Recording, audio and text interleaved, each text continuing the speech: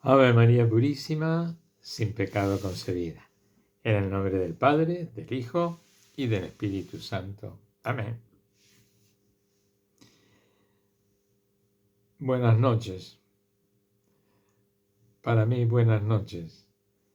Busco este momento por la tranquilidad, por el silencio en la casa. Ya como les he comentado en otras oportunidades, me retiro acá a la cocina, que es el lugar más retirado de la casa y es donde más seguridad de silencio hay, de no interrupciones a esta hora. La familia ya está acostada y entonces a que no vienen. Y entonces es un lugar verdaderamente de encuentro entre todos. Siempre la cocina es un lugar de encuentro. De hecho, el cenáculo se llama así porque era un lugar de la cena, donde se realizó la cena pascual, donde Jesús instituyó la Eucaristía. De ahí que nuestro encuentro sea, digamos, pedido por el Señor, porque Él nos reúne en este lugar, en este encuentro entre todos, sus discípulos, sus seguidores, en su nombre, con Él, invocando también la presencia de María Santísima y de todas aquellas mujeres que también acompañaron, sirvieron a la comunidad y formaron, educaron, participaron. Fue un núcleo fundante de la Iglesia, que nosotros nos reunimos por pedido de Él en el cenáculo, para encontrarnos con Él y recibir con Él su paz y su palabra. De ahí que decimos que encontrarnos con Él, con la paz que nos da y con su palabra. Y estamos siguiendo el libro de los Hechos de los Apóstoles. Ya luego voy a hacer una, una reflexión como entre paréntesis, ¿no? En relación al encuentro.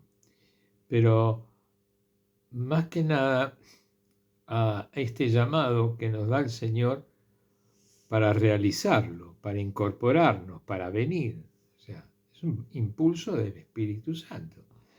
Es un llamado. Es decir, ¿por qué? Y son estas preguntas que nos pone el Señor en el corazón y que buscamos esa respuesta, y ahí es que vamos, no digo a la aventura, pero sí vamos al encuentro. ¿Sí?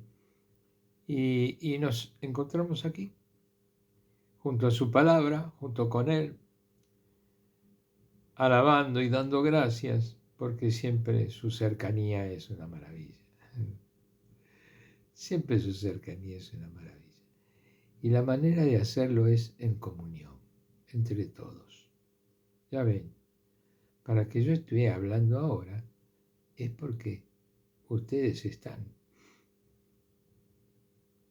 Y es esa voluntad de que entre todos nos vengamos a dar cuenta de que estamos en el cenáculo, en el encuentro con Jesús, con su palabra. Estábamos leyendo y continuamos haciéndolo en el libro de los Hechos de los Apóstoles. Como les decía, más adelante me voy a referir a explicar un poco mejor, porque ya lo hemos hecho antes, ya que estamos en el capítulo 3. Pero a medida que avanzamos vamos viendo nuevos horizontes. Y como decimos siempre, vamos a ver. La propuesta es, cuando nos acercamos a la palabra de Dios, es poner nuestra voluntad en ver, aprender, conocer, llenarnos de esa presencia de Dios en el espíritu, en el conocimiento, ¿verdad? Entonces, y a través de todos los sentidos, porque no es solamente el de la lectura o el de la voz, del oído. Entonces, vamos a reanudar esta oración del cenáculo con la lectura de la palabra. Este relato de los hechos que se le atribuye a Lucas, pero como está titulada por él o por la comunidad, como que son hechos y sucesos de los apóstoles, no es de uno solo. Y como es uno solo el relato de todos estos hechos, con más razón todavía de que han sido recopilados con conocimiento de todos y con la voluntad de ser fundantes de una comunidad nueva, de una iglesia, de un proyecto que les puso Dios en la vida y que ellos comenzaron a realizar y vieron que era necesario escribir y dar testimonio de sus sucesos, de sus ocurrencias, de sus situaciones para el futuro, como fundamentos. Es decir, no es solamente nuestra manera de pensar, no es solamente nuestra fe, sino vamos a dejar reflejado nuestros hechos, nuestra vida, nuestras situaciones que hemos vivido. Entonces vamos recorriendo. Y primero fue muy fundante, como vimos en los primeros capítulos. Y ahora estamos en la situación en la que en aquella primera comunidad que estaba gestándose, se estaba haciendo. Después de el gran suceso de Pentecostés. Pasados esos días de Pentecostés, de esa realización, los discípulos, con todo ese impulso, comenzaron a tener una actividad, podamos decir, pública, o sea, se dieron a conocer. Y iban al templo a rezar como lo hacían con Jesús y como lo hicieron toda su vida, porque eran judíos y eran personas de oración, iban a rezar. Y así fue que fueron al templo. Y en esto Pedro es el que, digamos, toma la iniciativa y asume la responsabilidad de que Jesús le había dado, le había encomendado como piedra fundamental. Entonces es él, confiado en la inspiración del Espíritu Santo, el que habla. Hasta ahora viene haciéndolo solamente él. ¿Sí? Es la cabeza de toda esa comunidad en Jerusalén que está actuando, que se está dando a conocer. Y así es como entonces fueron al templo, ¿no? Y sucedió esa curación del tullido, ¿cierto? ¿Se acuerdan que lo habíamos leído? Lo voy a recordar, a pesar de que hoy las lecturas van a ser más extensas, porque los relatos de cada uno de estos sucesos son más extensos, no son tan breves. Pero vale la pena porque son muy ricos. Lo que habíamos leído fue la curación del tullido. Dice, Pedro y Juan, este es el capítulo 3 de los Hechos. Pedro y Juan subían al templo para la oración de la hora nona. Había un hombre tullido desde su nacimiento, al que llevaban y ponían todos los días junto a la puerta del templo, llamada Hermosa, para que pidiera limosna a los que entraban en el templo. Al ver a Pedro y a Juan que iban a entrar en el templo, les pidió una limosna. Pedro fijó en él la mirada juntamente con Juan y le dijo, míranos. Él les miraba con fijeza, esperando recibir algo de ellos. Pedro le dijo, no tengo plata ni oro, pero lo que tengo te doy. En nombre de Jesucristo, el Nazoreo, ponte a andar.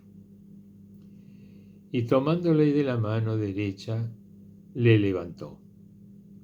Al instante cobraron fuerza sus pies y tobillos, y de un solo salto se puso en pie y andaba. Entró con ellos en el templo andando, saltando y alabando a Dios. Todo el pueblo le vio cómo andaba y alababa a Dios. Le reconocían, pero él era el que pedía limosna, sentado junto a la puerta hermosa del templo. Y se quedaron llenos de estupor y asombro por lo que había sucedido. Continuamos. Ahora, según el texto de la Biblia y de la traducción de la Biblia de Jerusalén, indica que viene el discurso de Pedro al pueblo. Como él no soltaba a Pedro y a Juan, se refiere al tullido, todo el pueblo, presa de estupor, corrió donde ellos al pórtico llamado de Salomón. Pedro, al ver esto, se dirigió al pueblo. Israelitas, ¿por qué os admiráis de esto? ¿O por qué nos miráis fijamente, como si por nuestro poder o piedad hubiéramos hecho caminar a éste?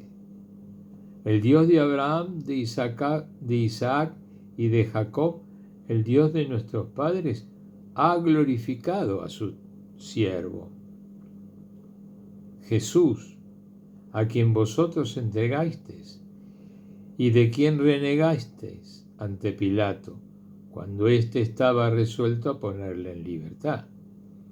Vosotros renegasteis del santo y del justo, y pedisteis que os hiciera gracia de un asesino, y matasteis al jefe que llevaba la vida. Pero Dios le resucitó de entre los muertos, y nosotros somos testigos de ello. Y por la fe en su nombre, este mismo nombre ha restablecido a este que vosotros veis y conocéis. Es pues la fe dada por su medio a la que le ha restablecido totalmente ante todos vosotros.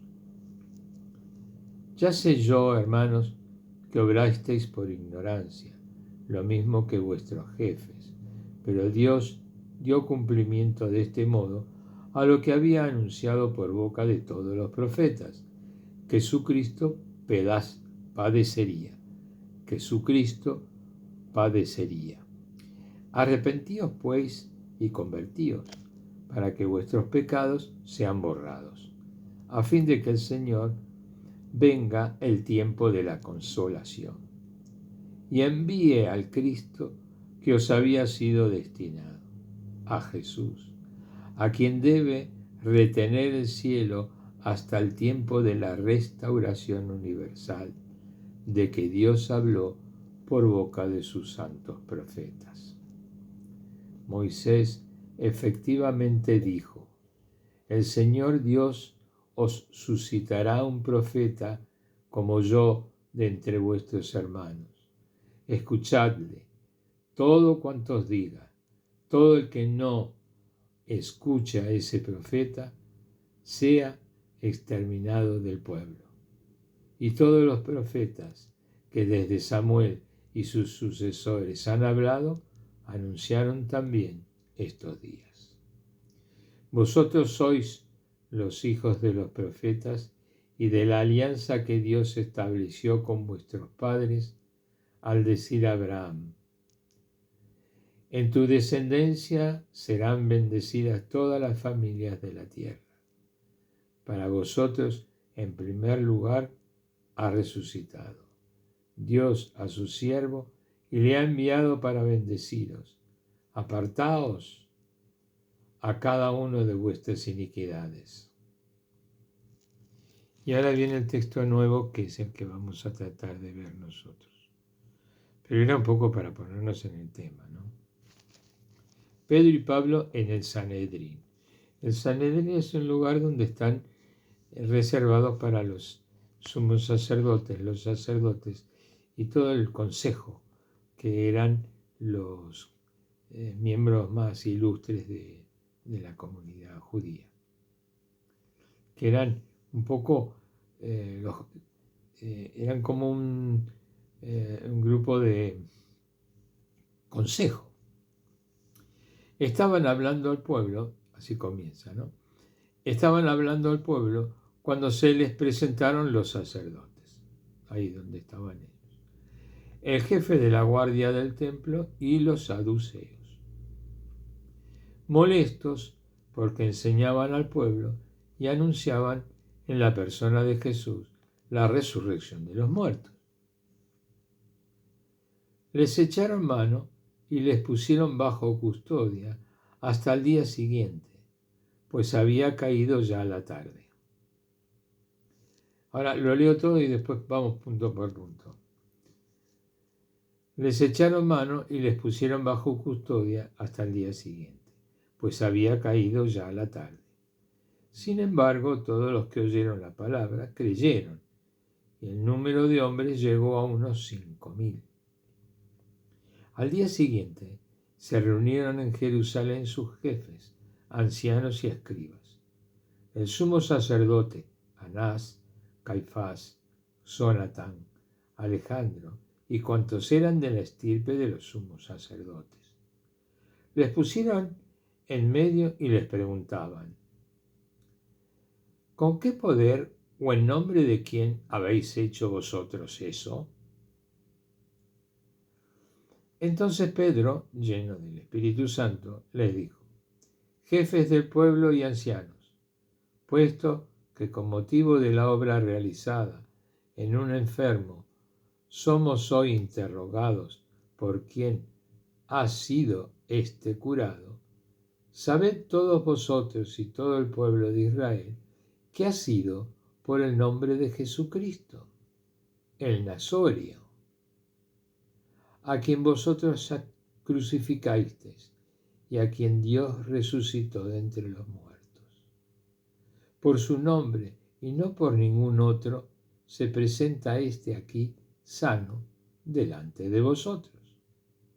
Él es la piedra que vosotros, los constructores, habéis despreciado y se ha convertido en la piedra angular, porque no hay bajo el cielo otro nombre dado a los hombres por el que nosotros debamos salvarnos.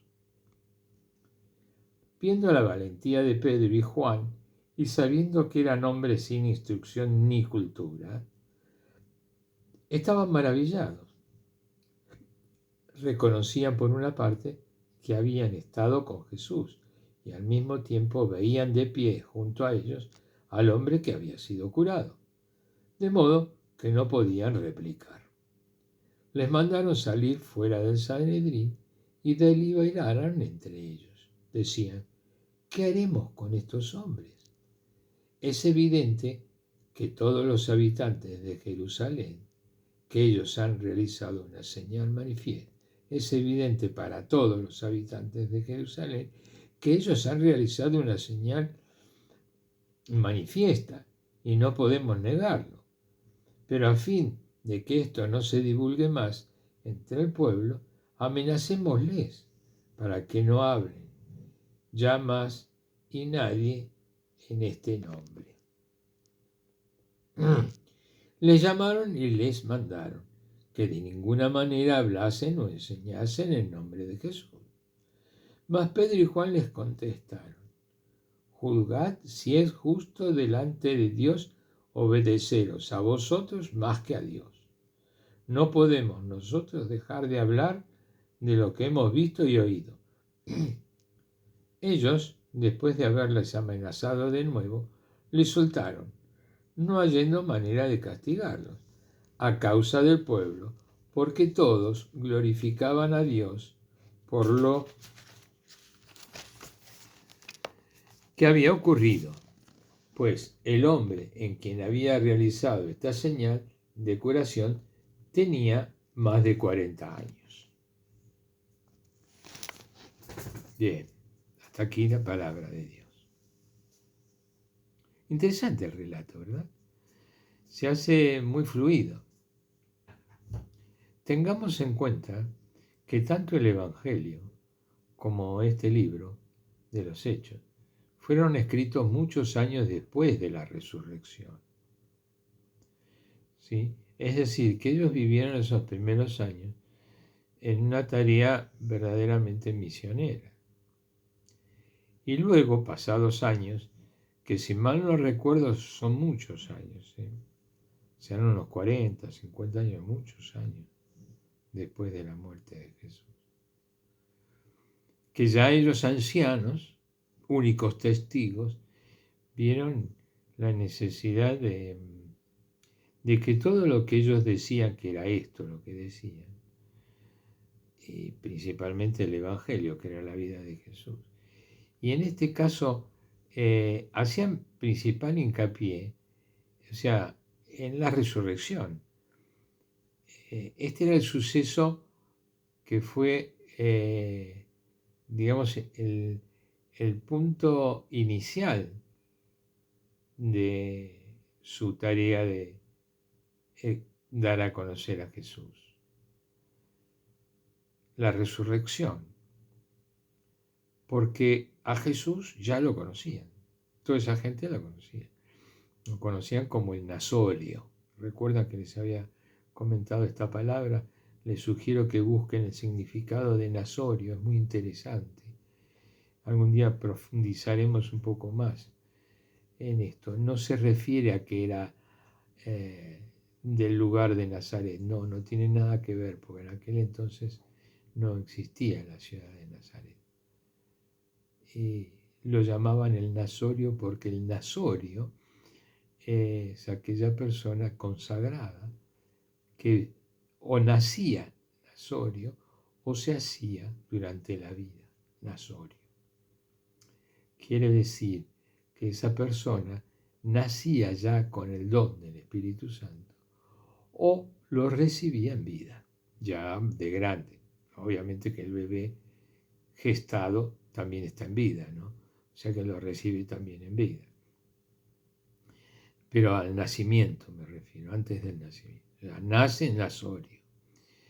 Puede nacerse en Nazorio o puede hacerse durante la vida también, recibir esa fuerza del Espíritu Santo. Es una persona cuya característica está dada en la sensibilidad. ¿Sí? Son personas hipersensibles. Tienen el don de la sensibilidad en el espíritu. Y entonces tienen características particulares, tanto espirituales como físicas. Que bueno, en su momento lo trataremos. Pero en esto los judíos están muy avanzados porque para ellos el nazorio es el consagrado, la persona que se ofrece porque siente ese llamado y ese don y se consagra. Y también se ha dado el caso de que las madres han consagrado a sus hijos, ya sea en su vientre como en vida apenas nacieron, en el templo cuando se ofrecían, como es en el caso de San Juan Bautista, por Isabel y por el sumo sacerdote Zacarías, su padre. Que era nazorio. Y así otros antes en la historia de Jerusalén y en la historia del pueblo judío, la palabra nazorio. Por eso es que la misma población de aquel entonces lo identificaban como tal. Entonces, más que llamarle Jesús, le llamaban el nazorio. Ya que, como ustedes verán, no había muchos. Sino más bien muy pocos. A diferencia de los profetas, no eran profetas, sino nazorios, consagrados. Podían ser hombres o mujeres. Bueno, Algún día estableceremos más atención en esto. Y poner también interés en la palabra nasorio y en la palabra hipersensibilidad, o sensibilidad diferente o mayor sensibilidad que la común, ¿eh? Que es la que los destaca en esa unión en el espíritu. Porque la persona no somos solamente carne, no somos codos y narices y qué sé yo, sino que somos espíritus, somos seres humanos. Alguna vez ya lo hemos dicho, somos seres neumáticos. Ahí en la persona están nuestros quereres, nuestros afectos, nuestra particular forma de ser, en fin, todos los rasgos de la característica de la personalidad de la persona que no necesariamente están a la vista natural, o sea, como lo están los codos y las rodillas. Por eso es que somos seres neumáticos, pero encarnados. Tenemos carne y espíritu, que es el espíritu que nos da Dios cuando nos llama a la vida. En el momento de la concepción. Ya eso se lo había dicho el mismo Dios a Moisés, que cuando creó a la primera criatura le insufló en sus narices a esa criatura de su espíritu, de lo suyo, a todo ser creado por él. Entonces todo ser humano tiene esa presencia del Espíritu de Dios, que lo hace tan diferente a todo el resto de la creación. ¿Cierto? Ya lo hemos dicho, pero bueno, para los nuevos, para los que se incorporan al cenáculo, sepan que esta es la diferencia, ¿no es cierto?, entre los seres humanos y el resto de la creación. Tenemos lo de Dios, que es lo que nos lleva a Él. Por eso es el único ser humano que tiene calendario y mira la hora. Es el ser humano, ¿cierto? Ni la tortuga, ni los conejos, ni las ballenas, ni las jirafas. Por más antigüedad que tengan en la historia de sus ancestros, no han llegado a desarrollar ninguna creación como lo hace el ser humano. Desde la más simple, que puede llegar a ser la rueda, hasta un poco más completa, como son las computadoras. ¿Cierto? ¿Por qué? Por esa gracia que Dios nos ha dado de su espíritu. Entonces, somos seres neumáticos, seres con espíritu. Bueno, todo esto viene a la palabra nasorio. Y bueno, entonces voy a retomar la parte de la lectura, porque estoy Pedro y Juan ante el Sanedrín.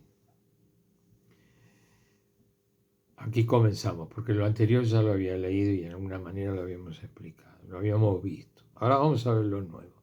Dice, estaban hablando al pueblo cuando se les presentaron los sacerdotes, el jefe de la guardia del templo y los saduceos. Eran los grupos intelectuales, sociales y de pensamiento y culturales de aquel entonces, que frecuentaban el templo porque eran sus lugares de actividad, ¿no? La guardia del templo, los saduceos, molestos porque enseñaban al pueblo y anunciaban en la persona de Jesús la resurrección de los muertos. Esto es una novedad total, o sea, nunca, para ellos era una cosa muy, ¿no es cierto? Es decir, la vida, ¿quién podía resucitar? ¿Quién podía dar vida? Solo Dios. Y bueno, el que da la vida es el creador. Así como lo pensamos nosotros, también lo pensaban ellos. Entonces, ¿cómo es la cosa, no? Acá otra vez se vuelve a plantear el querer a Dios o no quererlo. Si yo lo quiero a Dios y lo acepto como Dios, mi función queda relegada. Entonces, el sumo sacerdote de aquel entonces, frente a estas evidencias, lo que trataba era de justificarse, para que esto no se diera a conocer y no prosperara, porque si hay quien da la vida, es el capo total, ¿viste? ¿Nosotros qué hacemos? Nosotros no podemos dar la vida, pensaban ellos. Nosotros somos sacerdotes, tenemos una función sacerdotal, ministerio y ya está, pero este nos pasó por arriba. Bueno, lo que vino Jesús a mostrar y dar a conocer es el espíritu del amor de Dios. Por eso es que les dijo que el ser humano había sido creado con el espíritu de Dios. Y esto debía prevalecer, que era más importante el hombre que el sábado. Y esto a ellos les molestó, porque ellos estaban debajo de la ley, y la ley decía que era el sábado. Entonces, viste, dale con el sábado, porque, bueno. Entonces, esta era la cuestión. Por eso es que la idea de Jesús era verdaderamente nueva, era hermosa, porque daba plenitud, daba libertad, daba vida. Fíjense, la cuestión pasaba en que había resucitado. Y esto a ellos les incomodaba mucho porque eran los que lo habían mandado a matar. Entonces, a su vez, se sentían culpables. No se habían perdonado.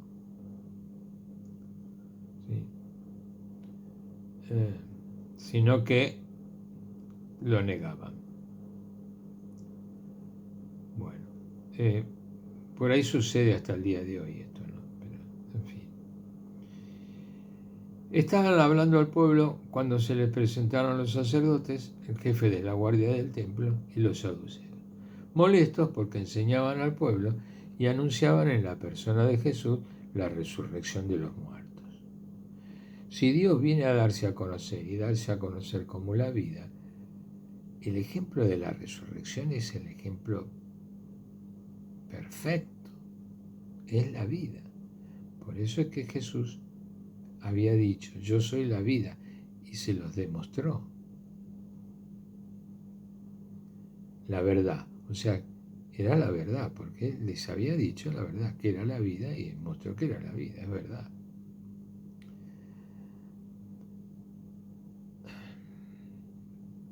Persona de Jesús, la resurrección de los muertos. Les echaron mano y les pusieron bajo custodia hasta el día siguiente, pues había caído ya la tarde. Tengamos en cuenta que el pueblo judío celebra el nuevo día a la puesta del sol, o sea, ya se había puesto la tarde, había caído la tarde, o sea, había comenzado un nuevo día. Esto quería decir, había comenzado un nuevo día, listo. Entonces lo dejamos para después. Les echaron mano y les pusieron bajo custodia hasta el día siguiente, pues había caído ya la tarde.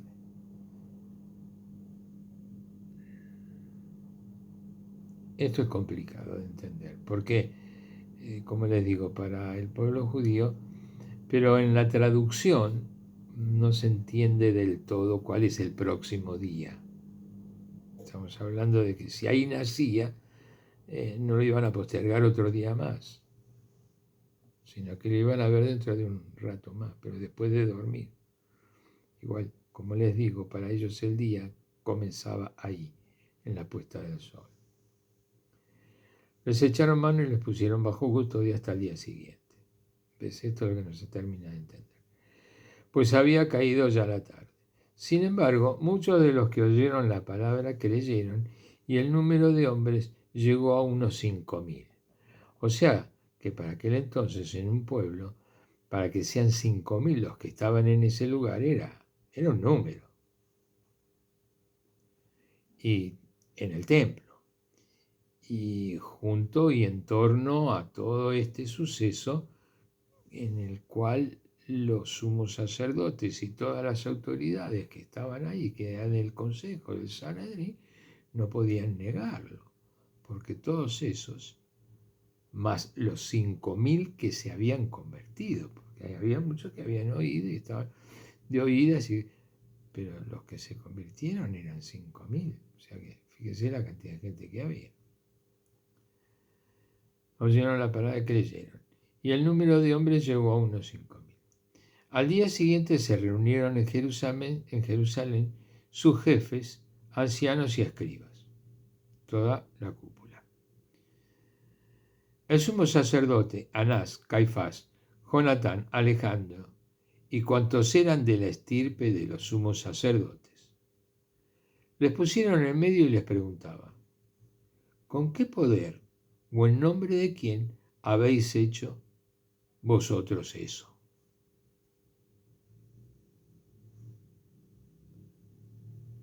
Entonces Pedro, ¿ves?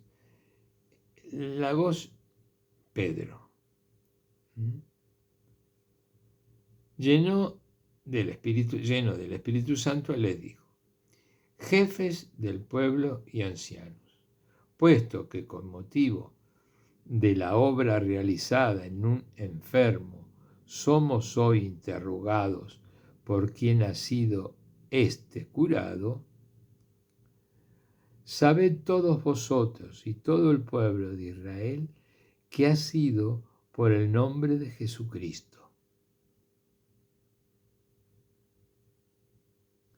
el Nazorio, a quien vosotros crucificasteis y a quien Dios resucitó de entre los muertos.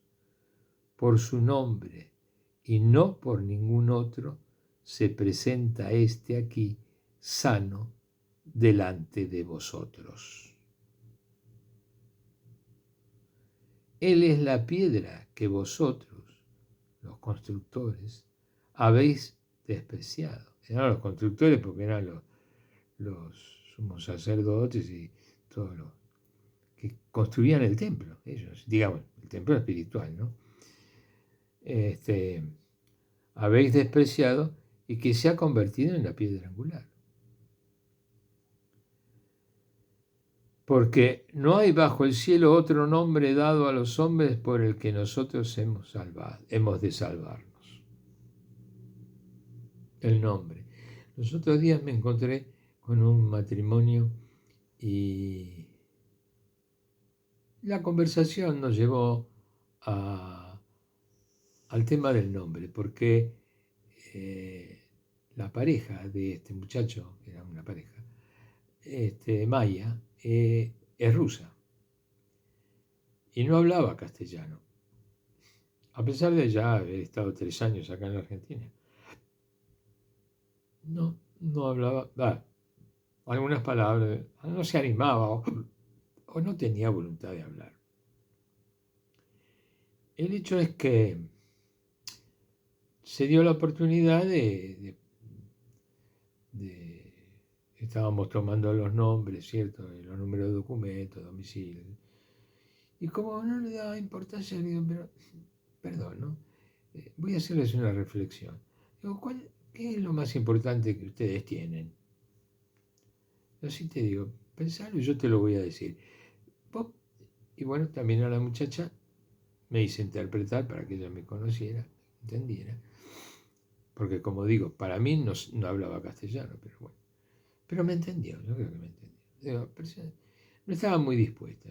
Se puso a pensar, y el muchacho también, y en un minuto nomás le dije: mira, yo te voy a decir qué es lo más importante que vos tenés. Lo más importante que vos tenés es tu nombre.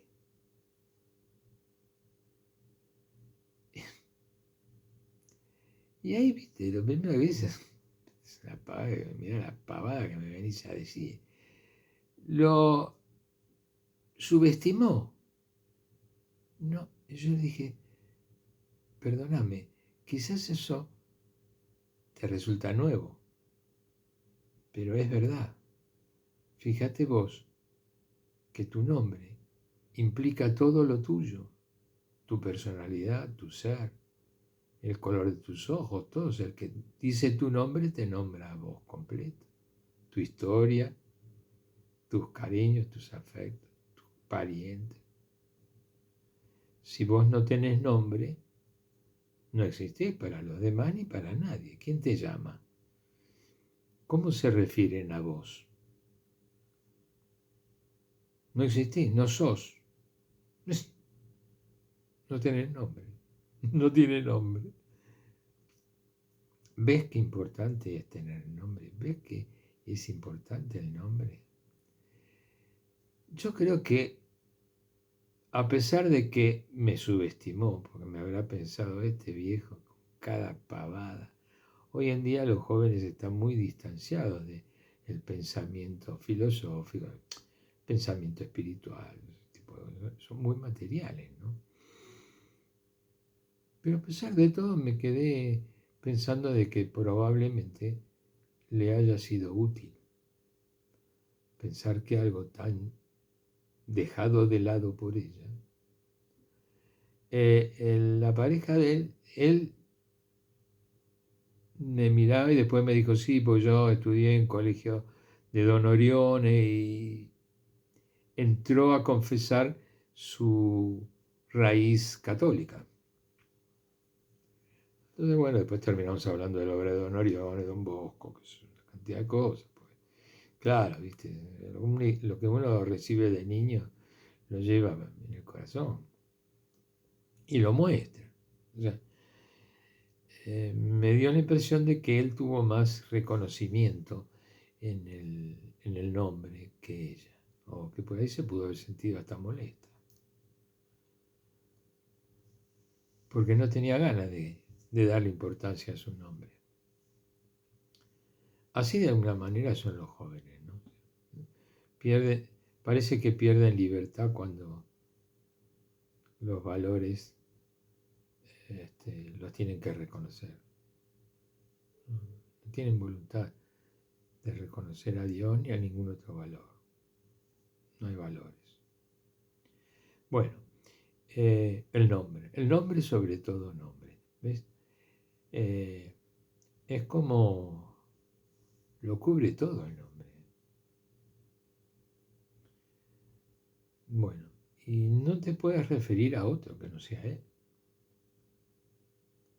De ahí que para el pueblo judío sea tan importante el nombre. En la tradición judía, el nombre tiene su sentido, su significado y su inspiración. El nombre tiene un sentido. Fíjense que cuando tenían que presentarlo en la sinagoga al hijo del sumo sacerdote Zacarías, le preguntaron a la madre Isabel cómo se llamaba la criatura, o si iba a llamar la criatura. Y le dijo Juan. ¿Cómo? En la familia no hay nadie que se llame Juan. No tiene ningún sentido llamarle Juan. Entonces fueron a preguntarle al sumo sacerdote, al padre. El padre, que había quedado mudo por no creer, se acuerda que el ángel le había anunciado, y quedó mudo. Él tomó una pizarra y escribió, su nombre es Juan. Y en ese momento recobró la voz y la palabra. Su nombre es Juan. Fíjense la importancia para el pueblo judío del nombre y de la familia. Porque Dios repartió el pueblo judío por familias. Les dio a cada familia una función en la sociedad. Repartió todo. ¿Cierto? Por eso es que el judío conserva tan minuciosamente no solo su nombre, sino su estirpe y su genealogía. De ahí el libro de la vida, escrito ya desde la época de Abraham, porque Dios le prometió a su descendencia esas todas bendiciones. Entonces Abraham, en aquel entonces, agarró lápiz y virome y papel, o agarró la computadora. No sé, habrá agarrado un papiro y los lápices no había. Bueno, en la época de Abraham me refiero. Y escribió el nombre de todos sus hijos. Tal es así que esa descendencia se conserva desde Abraham hasta el día de hoy.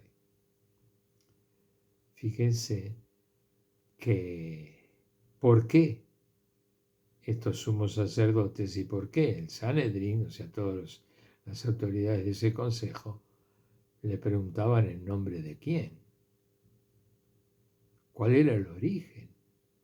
¿Quién era? Porque para ellos los ancestros eran como parte de la persona. Tal es así que a Jesús lo reconocían como el hijo del carpintero. Lo identificaban como el hijo del carpintero. Tal es así que Jesús, cuando da un ejemplo, él le dice: el que me ve a mí, ve al Padre. ¿Bien?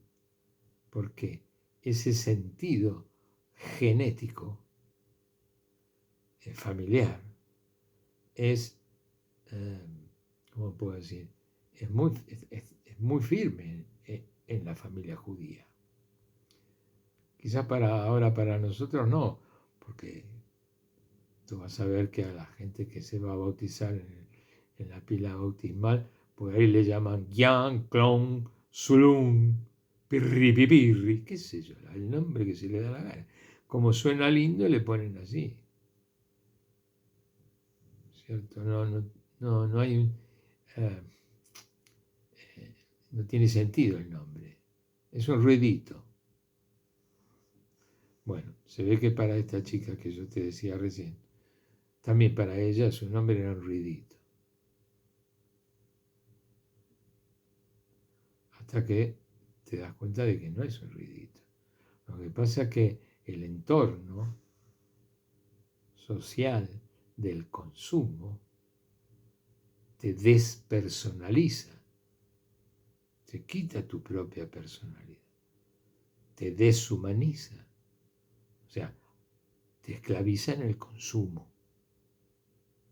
Sos parte de un resultado y de un sistema bien, no le dan sentido a la vida. Bueno, todo esto viene a relación. Yo divago un poco, perdónenme, pero con el afán de ir viendo cosas, porque, digamos, aunque no esté muy del todo de acuerdo con todo lo que digo yo, pero yo creo que ayuda a ver. Esta es la idea. Discernir.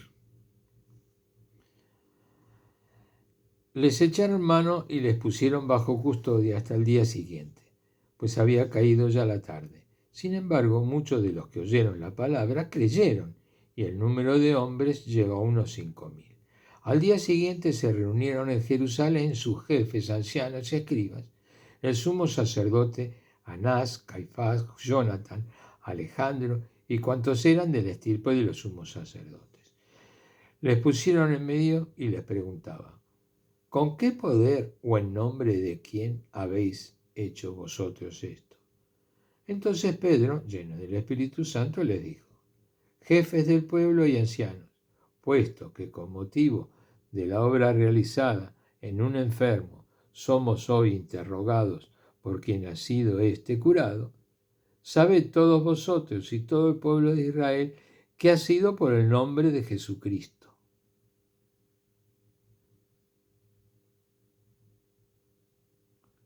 el Nazorio,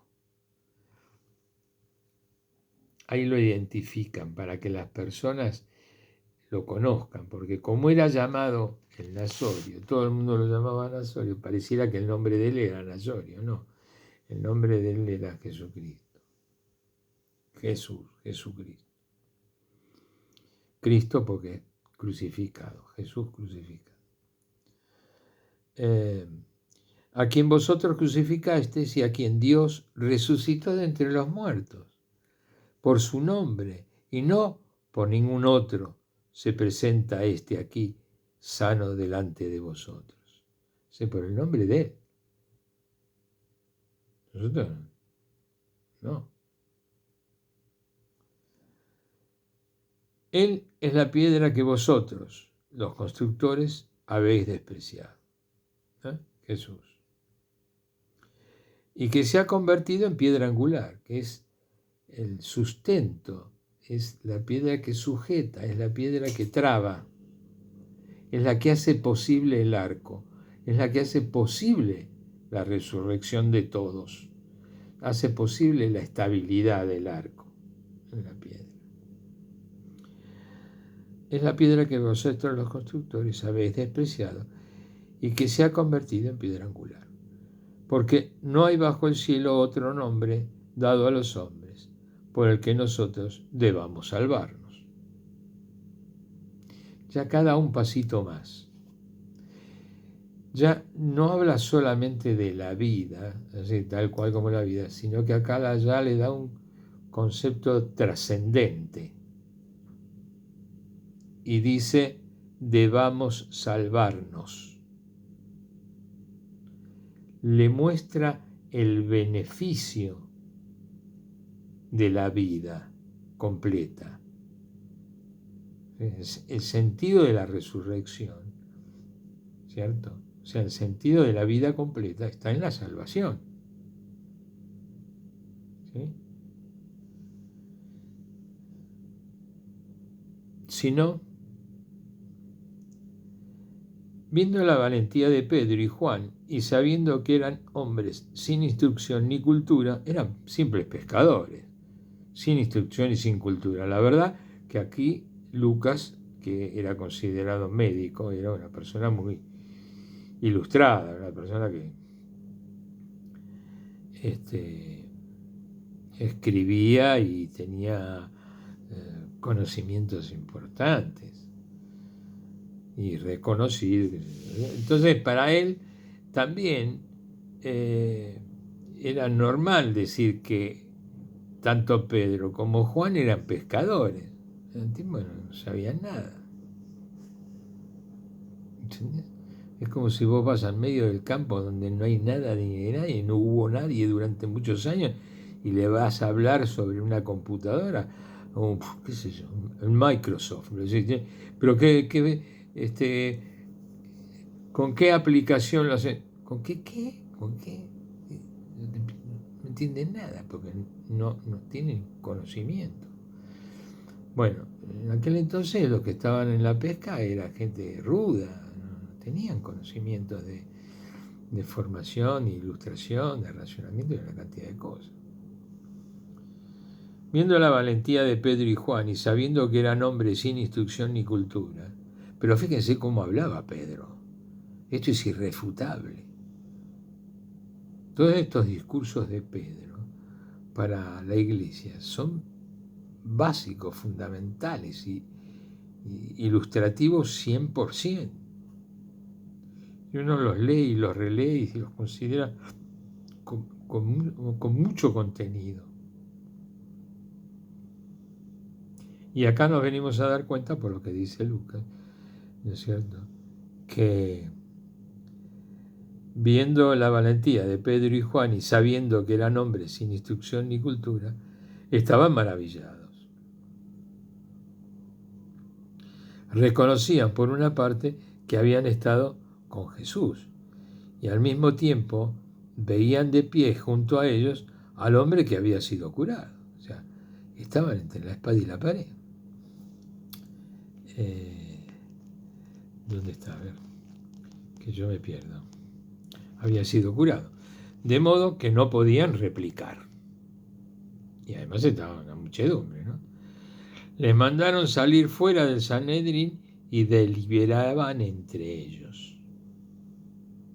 Aquí vino todo el contubernio, ¿viste? Todo el chamullo, toda la justificación, ¿no? ¿Qué hacemos? Decían, ¿qué haremos con estos hombres? Es evidente para todos los habitantes de Jerusalén que ellos han realizado una señal manifiesta y no podemos negarlo. Bueno, lo mismo que pasó con Jesús.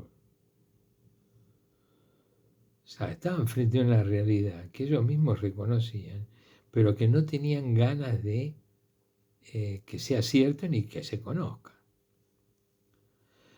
Pero a fin de que esto no se divulgue más entre el pueblo, amenacémosles para que no hablen ya más a nadie en este nombre. Se lo previeron. Les llamaron y les mandaron que de ninguna manera hablasen o enseñasen en nombre de Jesús. Era una manera de reconocer que efectivamente toda la fuerza toda y toda la verdad toda residía en Jesús, el que había sido crucificado y había resucitado. Esto es lo que querían negar. No estaban en contra de Pedro, ni de Juan, ni de nada, ni de esta persona que había sido curada, ni de nada.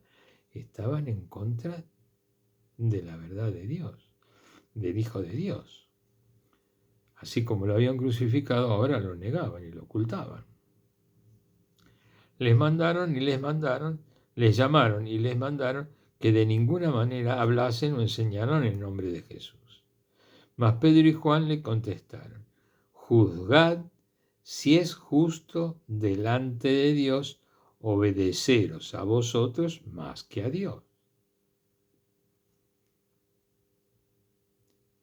O sea, ellos sabían que tanto Pedro como Juan lo que hacían era por obediencia a Dios, por testimonio, por decir esa verdad de la resurrección. No podemos nosotros dejar de hablar de lo que hemos visto y oído. Ellos, después de haberles amenazado de nuevo, les soltaron.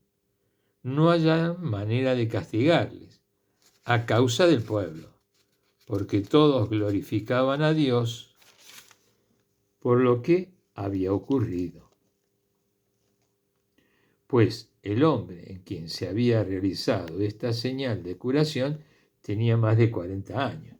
¿Qué decir? 40 años de estar ahí en la puerta de la Hermosa, en la puerta llamada la Hermosa en el templo. De toda la vida, en un pueblito como Jerusalén, era más conocido porque todo el mundo pasaba por el templo.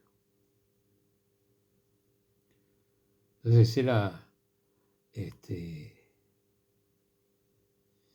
inevitable, era una cosa que... qué cosa, ¿no? Qué voluntad qué interés de negar, qué defensa de inútil. Porque no se entiende qué defendían. Claro, todos los chanchullos que se cocinaban adentro. Todo un verso impresionante. Ese verso continúa, pero aún ahora más agrandado, porque han pasado miles de años que han ocultado la verdad. ¿Entiendes? Entonces, haber tapado y haber acallado y qué sé yo, criado generaciones completas de sus propios hijos, negarles ese anuncio de Dios de vida y de resurrección. Fatal. Eso no me parece que haya habido una recapacitación en este sentido, hasta el día de hoy. Ahora, ¿por qué? y porque los intereses materiales son muy grandes. La alianza es con Dios y Dios cumple y Dios da, no les falta. Vas a ver que tienen fortuna, fíjate, Israel, ¿qué es Israel? Y la cantidad de dinero y que mueven en armamento y en lo que se les ocurre y no les falta ni les va a faltar.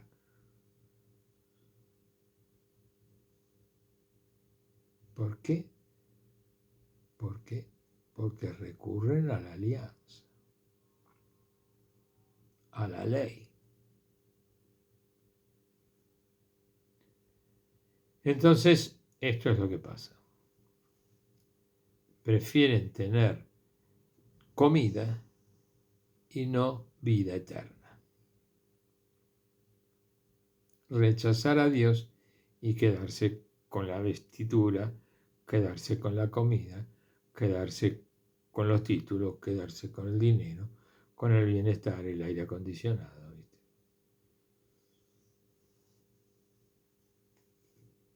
Pero apartarlo a Dios. La verdad no. No, la verdad no. No, esa no. Pero yo cumplo. Y si yo cumplo, tiene que cumplir Dios. Y Dios cumple. No te falta. No te va a faltar. Mientras vos cumples. Yo cumplo. Listo. Ya está. Pero hasta acá. Te morís, te morís. Bueno, esas son palabras mías. Porque a veces me da tristeza y yo pienso que no está bien. No está bien negar la verdad. No está bien negar el amor de Dios. Si el amor de Dios se manifiesta en vida, ¿por qué yo no lo voy a aceptar? Y más en una vida en forma evidente. En forma... Somos testigos de esa verdad. Y por otro lado, aprovecho un poco para, ya que estamos acá en Argentina y hemos pasado estos días un tiempo electoral, y en los cuales los valores se manejan sola y exclusivamente a través del dinero. Y de un dinero que con los valores humanos.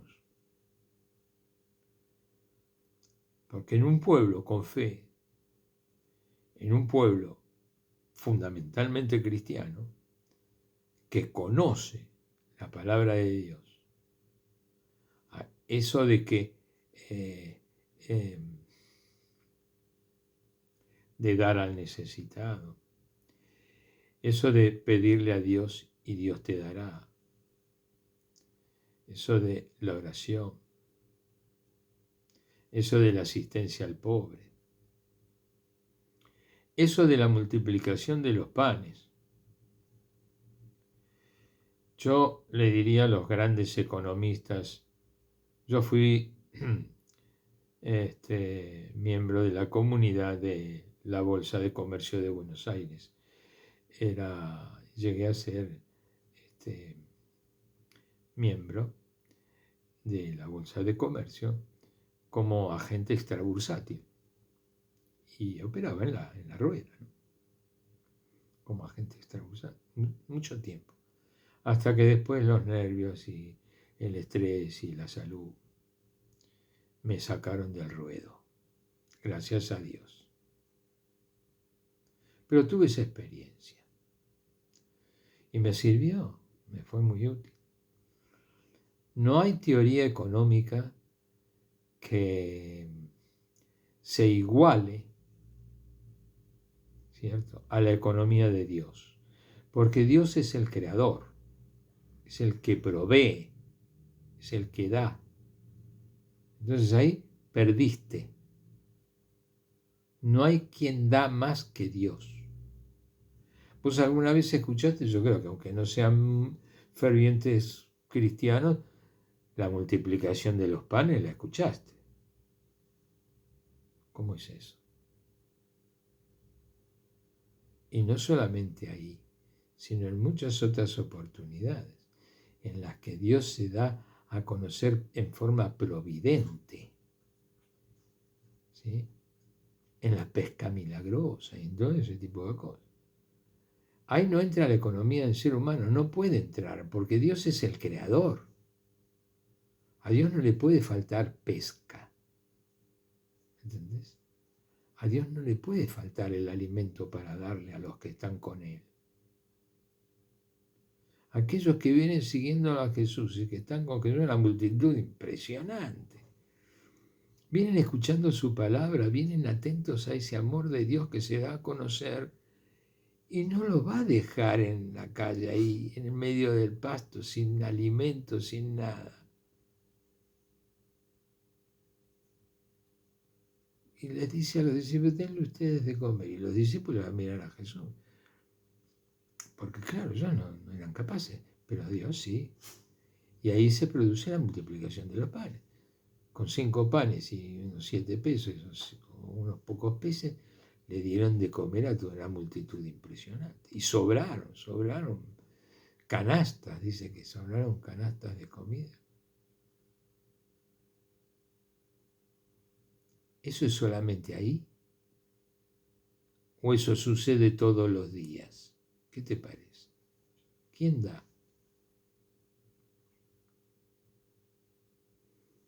¿Entendés?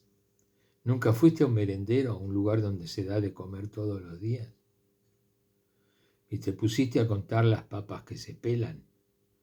¿Y cuántas papas se pelan para semejante cantidad de gente? ¿Cómo vas a negar dar? ¿Cómo la prepotencia busca el hambre y la miseria de las personas? No hay que dar. No hay que darle a nadie. Nosotros tenemos una comunidad de escuela que va a visitar y da apoyo escolar en la Villa 21. Y hace como más de 20 años que va. Y son familias las que reúnen el dinero, un poco aporte de cada uno, hacen un fondo para que los chicos tomen el desayuno y coman ese día del apoyo escolar. Y es la forma, porque hay muchísimo analfabetismo, muchísimo abandono de escuela, hay poco interés en la formación y en la educación. Y entonces la motivación verdaderamente, además de que, digamos, le dan apoyo escolar, le dan el alimento. Si no le dan el alimento no va nadie. Los madres no los mandan a los chicos. Los mandan porque les dan de comer. Y tienen la fiesta de los niños y todas las fiestas patronales y demás. Hay regalos para los niños que nunca les ha faltado. Y vieran qué hermosos regalos. Nuevos. De las mismas jugueterías que donan. Ustedes no tienen idea la generosidad de la gente. Pero es generosa porque Dios da. Entonces no podés evitar que Dios dé. ¿Cómo vas a hacer? Pedimos en un supermercado, mayorista, en un supermercado, hicimos una nota y qué sé yo, nos pidieron todos los requisitos con sellos del párroco, de la escuela, de qué sé yo, para pedir los alimentos de desecho, esos de descarte, que los envases se rompen o que tienen alguna etiqueta corrida, o qué sé yo, las cosas que para la imagen del producto lo desechan. Entonces, bueno, ese descarte se aprovecha porque es un alimento útil. Eso se daba, bueno, se prohibió ahora con este gobierno. No pueden, no se puede porque ya tiene precio de venta. Lo que tiene precio de venta no lo puedes dar. Entonces, lo que antes se daba ya está prohibido dar. O sea, por más que presentamos notas, no te lo pueden dar. Se tiene que destruir, porque si no se está modificando el precio de venta de los otros productos que quedan. porque hay alguien que lo está consumiendo y no lo está pagando. ¿Entendés? Entonces no puede haber nada que se dé. No se puede regalar nada. No le puedes dar al necesitado. ¿Se entiende? No se puede. ¿Estás seguro? No, hermano. Dios da. Dios da. Vos no das. Vos no das. ¿Te enteraste cómo fue el tema de la multiplicación de los panes? Que fueron y encontraron que había 5 y de esos 5 comieron todos. Entonces con una boleta que se junta para comprar 4 paquetes de fideos, comen 40.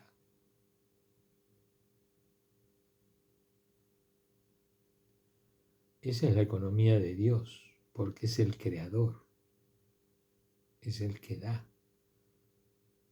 No te olvides, no escupas al cielo,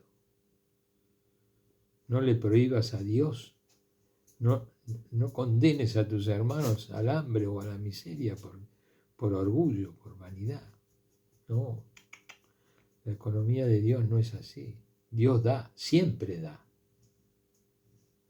Bueno, no te olvides. Cuando tengas un cargo así de responsabilidad en una empresa, de lo que sea, Dios da. Acordate de la multiplicación de los panes. Acordate de la pesca milagrosa. ¿Pescaron algo, muchachos? No, estuvimos toda la noche tirando la calle y es imposible. Gente que era pescador y que sabían y que habían estado fatigados todos. Venían hechos pomada los tipos de tirar y sacar la red y todo. Y Jesús, que estaba haciendo el fueguito, dice, tírenlo al lado de la derecha, van a ver. Entonces Pedro, como diciendo, que sabrá de pesca el tipo este. Bueno, tirala para hacerle caso. Tiraron. Bah, no la podían sacar. Dice que no la podían sacar. Bueno, estos relatos que las han anotado tanto en el Evangelio como en los Hechos de los Apóstoles, y a esto quería llegar, son recuerdos. El recuerdo no es memoria. No. La memoria es 2 por 2, 4. ¿No? Una dirección o un lugar o una historia, es la memoria. El recuerdo no. El recuerdo es vida. Vos recordás como si fuese un sueño.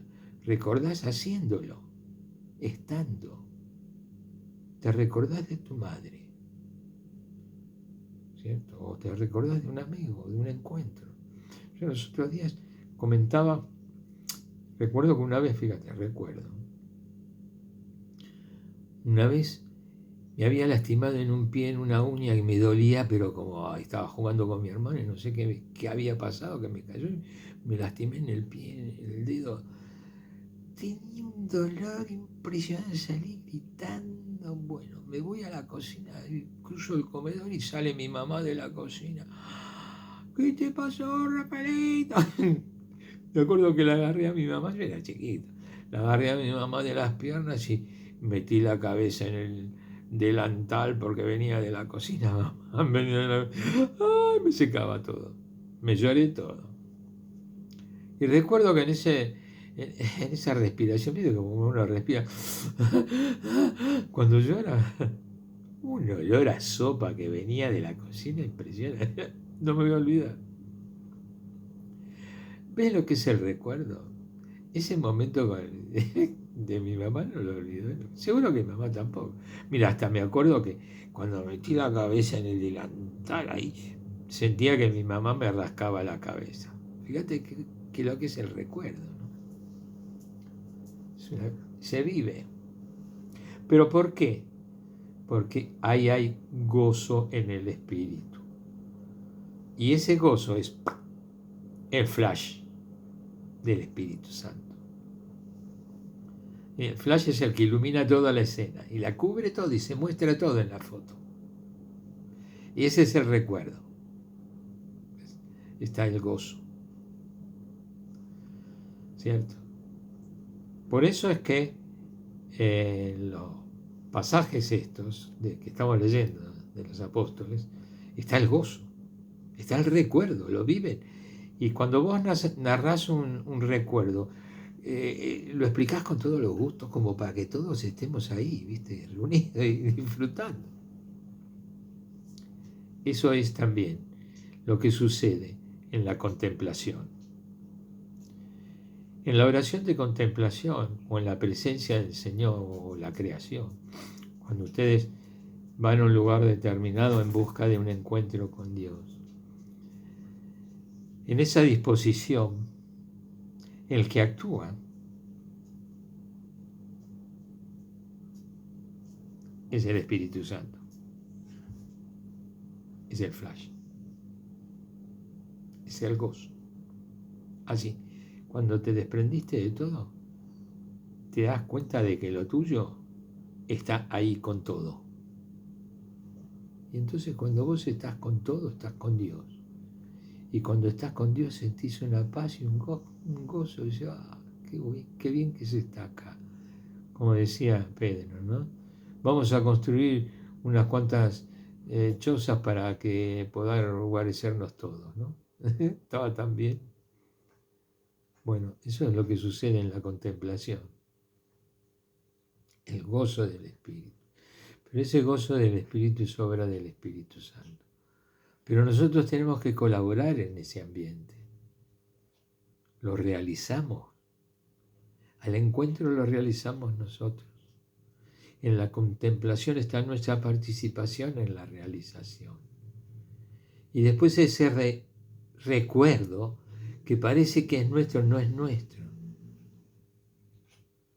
Porque fíjate vos, yo en lugar de tener gozo, debía estar volando del dolor. Me acuerdo que estaba a los gritos. No me acuerdo del dolor, soy sincero, ¿no? Pero sí me acuerdo de la escena de que, parece que fue un consuelo haberla encontrado a mi mamá y estar ahí adentro, metida la cara en el delantal, ¿viste? Como diciendo, ¡socorro! Se lo comunico porque lo he disfrutado y porque cada vez que pienso es como un sueño. ¿Viste que en el sueño sos protagonista? Bueno, en el recuerdo también. O sea, no es memoria, es recuerdo. Y el recuerdo se produce precisamente por la acción en el espíritu. No es mío, es para todos. Por eso es que lo escribieron. Y escriben esos relatos con este sentido. Como les decía yo, el testimonio mío con mi mamá, ¿no? O sea, con estos sabores, con los colores, lo único que falta es que le pongan los pajaritos en algunos relatos. Está lo esencial, ¿está? Obviamente, ¿no? Si no, estaríamos leyendo todo un contenido que no tiene sentido. Pero lo que nos da el gozo, lo que nos da la sensación, la presencia, el contenido y todo lo demás, está en el espíritu. Bueno, con esto cerramos hoy. Me extendí un poco, perdón. Gracias, gracias Señor. Gloria y alabanza. Bendito y alabado seas. Amén. Ave María Purísima, sin pecado concebida.